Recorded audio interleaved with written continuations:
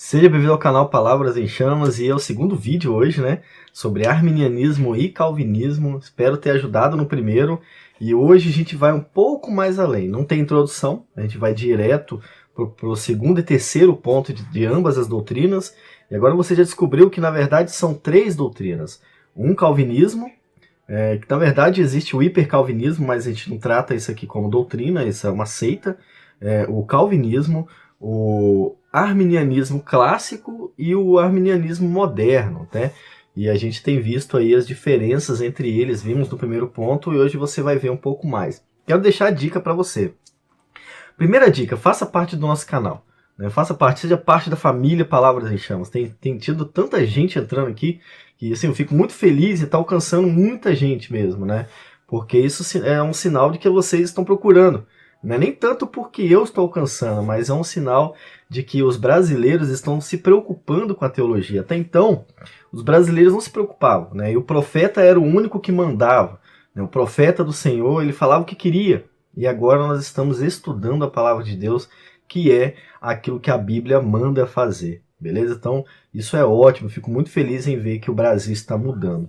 Outra coisa, vocês estão vendo os pontos? Então você vê o primeiro ponto lá, você vê o segundo e o terceiro. Perceba que é difícil ser os dois, né? É difícil ficar no meio, você acaba escolhendo um ou outro, né? Eu optei pelo calvinismo, porque para mim fez mais sentido. E mesmo vendo que alguns fazem sentido, eu opto pelo calvinismo, eu estudo isso. Isso aqui é só o básico. Daqui você vai estudar a fundo aquilo que você gostou mais, aquilo que fez mais sentido para você. Os comentários são daquilo que eu acredito, mas eu apresento tudo de forma bem direta e sem ficar dando opinião durante a apresentação.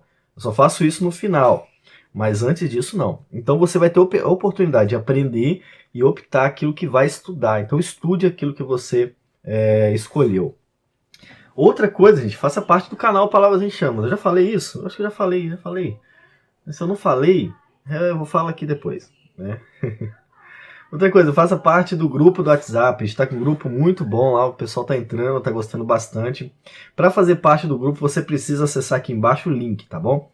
E preencher o formulário que eu te coloco lá no nosso grupo. Sem mais delongas, vamos ao nosso segundo vídeo. Arminianismo ou calvinismo? Em qual será?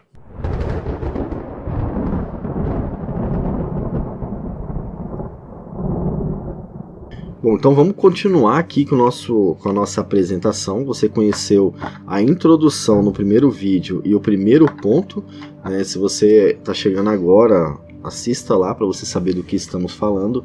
Não haverá apresentação e introdução agora, nós vamos passar diretamente para o segundo ponto, beleza? Só lembrando a vocês que se vocês têm um canal ou querem ter um canal no YouTube e não sabem como fazer, manda um e-mail para mim. Vem aqui embaixo na descrição do vídeo tem o meu e-mail. Manda um e-mail para mim falando que vocês querem aprender, porque eu estou para preparar um projeto de ensinar a editar o vídeo do início ao fim usando Linux, tá bom? Eu uso Linux aqui em casa, gostei muito de aprender e eu quero repassar isso para vocês também. Vamos direto para o ponto aqui. Primeiro ponto do arminianismo clássico. Ele vai tratar do seguinte tema. Em concordância com isso, Jesus Cristo, o Salvador do mundo, morreu por todos e por cada um dos homens, de modo que obteve reconciliação e remissão dos pecados para todos por sua morte na cruz. Porém, ninguém é realmente feito participante dessa remissão, exceto os crentes, segundo a palavra do Evangelho de João 3,16. Porque Deus amou o mundo de tal maneira que deu seu Filho unigênito, para que todo aquele que nele crê não pereça, mas tenha a vida eterna. E a primeira epístola de João, no capítulo 2, versículo 2, que diz o seguinte: e ele é a propiciação pelos nossos pecados, e não somente pelos nossos, mas também pelos de todo o mundo. O segundo ponto do arminianismo fala que Jesus morreu por todo o mundo, por todas as pessoas, incluindo aquelas que ele mesmo condena ao inferno, tá? Só que para ser participante desse amor, ele fala que aqueles que fazem parte precisam crer, né? Só que se ele ama todo mundo, né, então ficou aí, né? Mas vamos passar para o próximo ponto, no final a gente comenta. Arminianismo moderno. Deus escolheu as pessoas para a salvação antes da fundação do mundo, baseado na sua presciência. Ele previu quem aceitaria livremente a salvação e predestinou os salvos. A salvação ocorre quando o pecador escolhe a Cristo. Não é Deus quem escolhe o pecador. O pecador deve exercer sua própria fé para crer em Cristo e ser salvo. Os que se perdem, perdem-se por livre escolha. Não quiseram crer em Cristo, rejeitaram a graça auxiliadora de Deus, né? Então ele está dizendo o seguinte: Deus escolheu essas pessoas porque ele sabia que elas creriam, né? Na sua presciência, ou seja, ele previu que alguém creria. E esses que creriam, ele salvou, né? Só que não é Deus quem escolhe. Ficou estranho, né? Mas é isso que está falando. A salvação ocorre quando o pecador escolhe a Cristo, né? Então ele define, pelo que eu estou entendendo, ele decide salvar aqueles que ele previu que escolheriam a Cristo. Não é Deus quem escolhe o pecador, no caso. Então não sei. Eu tirei do blog arminiano e era assim que estava escrito, mas é isso que ele está dizendo. O pecador deve exercer sua própria fé para que em Cristo, né? Só que ele pode também perder a sua salvação porque ele está usando o seu livre arbítrio, tá? É isso que o moderno está dizendo. Vamos agora para as doutrinas da graça. O calvinismo sustenta que o pré-conhecimento de Deus está baseado no propósito ou no plano de Deus, de modo que a eleição não está baseada em alguma condição imaginária inventada pelo homem, mas resulta da livre vontade do Criador à parte de qualquer obra de fé do homem espiritualmente morto, né? Ou seja, o Deus ele pré-conhece por causa do seu propósito. Ele prevê aquilo que ele quer fazer, não aquilo que o homem faz. É isso que ele está dizendo. Nessa eleição não está condicionada ao fato de o homem crer ou não, está condicionada ao fato de Deus querer salvar ou não. É isso que ensina as doutrinas da graça. Então vamos mostrar aqui os 3 pontos agora, vamos conversar sobre cada um. O arminianismo clássico fala que Jesus morreu por todos, mas ele decide aplicar esse amor apenas àqueles que creem, né? É complicado porque no início ele afirma que Deus ama a todos, né? Ele ainda usa o texto de João 3,16, então isso torna esse ponto complicado, né? E aí, quer dizer, se Deus morre por todo mundo, para salvar todo mundo, ele morre também por aqueles que são condenados, ou seja, ele ama aqueles que vão para o inferno também, uma vez que ele já morreu por todos estes, né? Essa é a primeira parte do ponto deles. A segunda parte fala que isso só se aplica àqueles que aceitam a Jesus. Mas é a primeira parte, não dá para ignorar a primeira parte, né? Senão teria que corrigir, teria que retirar a primeira parte, né? Essa visão mostra claramente que Deus ama aqueles que ele condena. Por isso eu não consigo ver sentido no arminianismo clássico nesse ponto. O arminianismo moderno fala que Deus escolhe para a salvação aquelas pessoas que, segundo a sua presciência, creriam, né? Nessa visão, Deus não sabe desde a eternidade quem seriam os eleitos, né? Ele aguarda os que creem. Ele lança a varinha para pescar, né? E também fala que Deus não escolhe quem quer salvar, né? E fala que é o homem que escolhe a Deus, né? Estranho, porque o arminianismo clássico fala que o homem está morto em seus pecados e o moderno fala que o homem escolhe a Deus. Esta visão retira de Deus a vontade soberana de fazer o que bem entender e coloca no homem a decisão final. Isso aqui é muito complicado, né? Eu não consigo ver nisso aqui a Bíblia, né? Tudo que a gente já leu.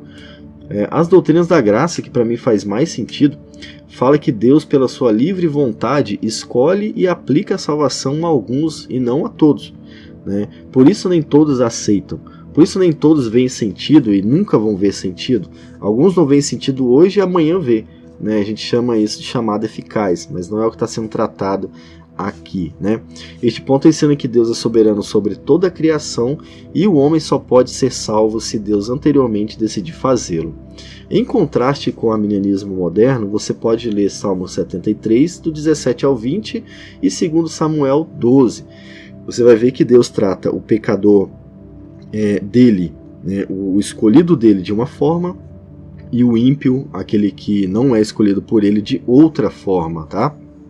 Fica bem claro quando você estuda o texto bíblico. Então, para mim, doutrinas da graça, mais uma vez, é o que eu escolho. Ponto 3, né, para encerrar. O homem não possui a fé salvadora por si mesmo, nem a partir do poder do seu livre-arbítrio, visto que, em seu estado de apostasia e de pecado, não pode de si e por si mesmo pensar, querer ou fazer algo de bom, que seja verdadeiramente bom, tal como é, primeiramente, a fé salvífica, né? Mas é necessário que Deus em Cristo, pelo seu Espírito Santo, regenere-o e renove-o no intelecto, nas emoções ou na vontade e em todos os seus poderes, a fim de que ele possa corretamente entender, meditar, querer e prosseguir no que é verdadeiramente bom, como está escrito em João 15,15, porque sem mim, Jesus está dizendo, nada podeis fazer. O arminianismo clássico está dizendo que se Deus não operar no homem, ele não pode fazer nada de bom, incluindo ter o desejo de ser salvo, tá? Então o homem é completamente pecador, nesse caso aqui, e cego. Ele não pode fazer nada que é verdadeiramente bom, sem que o Espírito Santo faz isso por ele. Pasmem, isso é arminianismo, tá? E é bem parecido com calvinismo. Talvez você não soubesse, mas isso aqui é o original. Aí a gente tem o moderno, né? O moderno faz o quê? O sacrifício de Jesus torna possível a toda e qualquer pessoa salvar-se pela fé, mas não assegura a salvação de ninguém, né? Só os que creem nele, e todos os que creem serão salvos.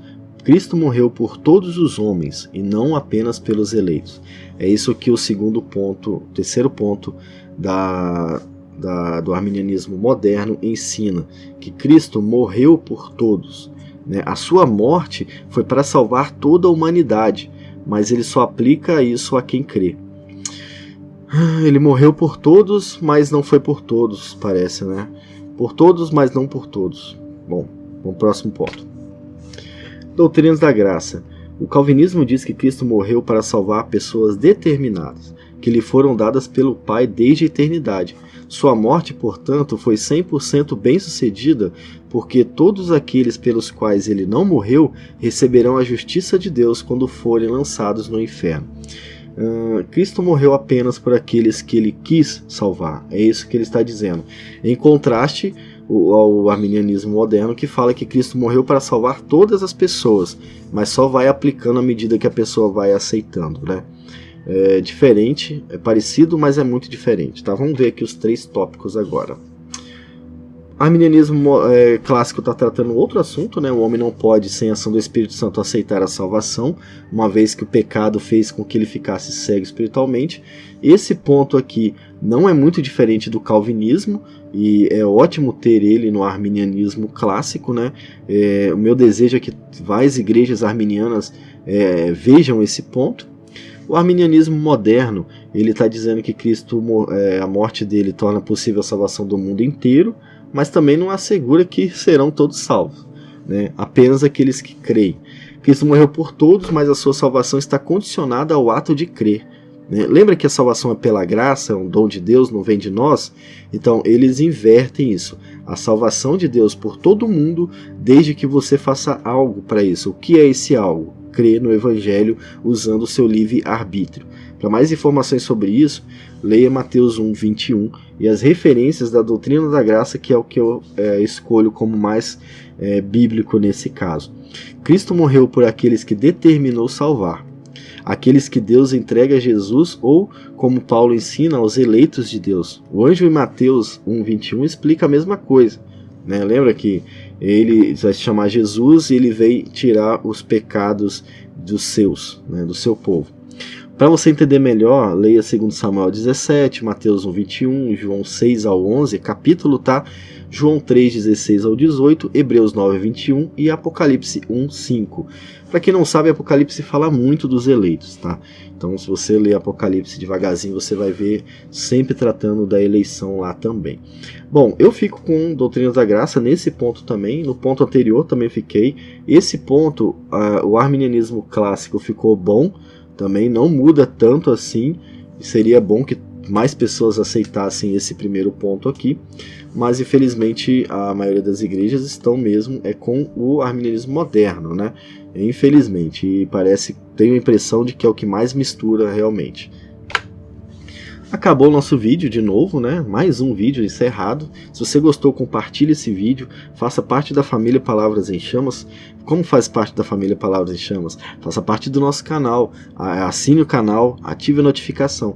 Seja membro do grupo Palavras em Chamas no WhatsApp. Para fazer parte do grupo do WhatsApp, você tem que preencher o formulário. Aqui na descrição sempre tem o formulário. Curta o vídeo e comente o vídeo também. Vou ficando por aqui, fique com Deus e até o próximo vídeo aqui no nosso canal.